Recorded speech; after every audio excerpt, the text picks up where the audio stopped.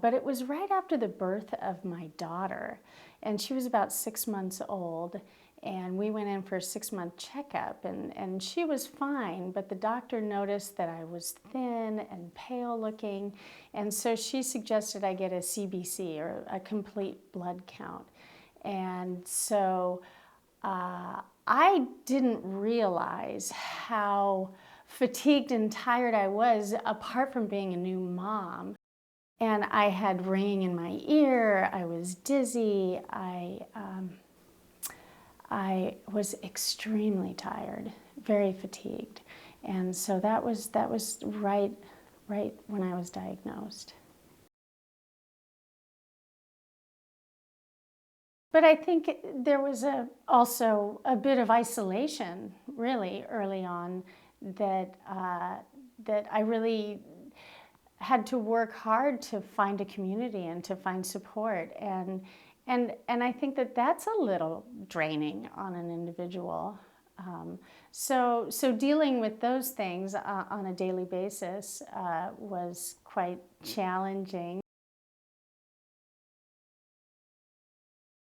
When I was first diagnosed, what I did is I sought out education, and I looked up everything I could find about polycythemia vera and myeloproliferative neoplasms. I went on the internet, and one of the communities that I found that were vital for me to not only reach out beyond that community, but to also learn about what it is to be a patient with a rare disorder. And that community was the Myeloproliferative Neoplasm Research Foundation, and they were an incredible support, and they're doing all kinds of research. There's lots of great information and hope on that site too.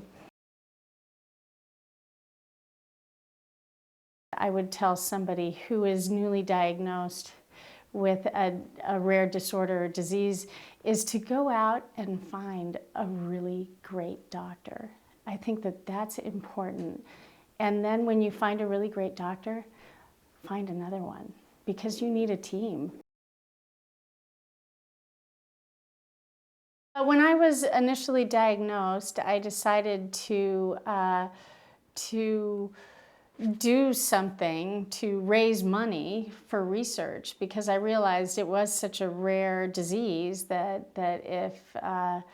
if I didn't do it, who was doing it? And so as an individual, I put together Trek for a Cure and had several people trekking with me. I've done 2 treks so far. Each have been about 200 miles, so it's about a month-long trek.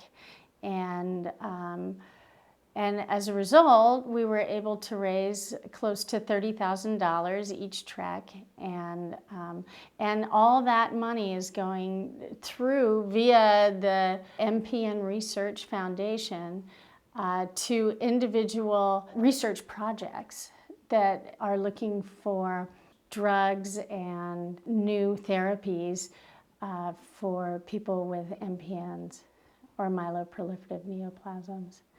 So that's been a really great way of reaching out to people, but it's also a fantastic way to get the word out, to educate people about what myeloproliferative neoplasms are,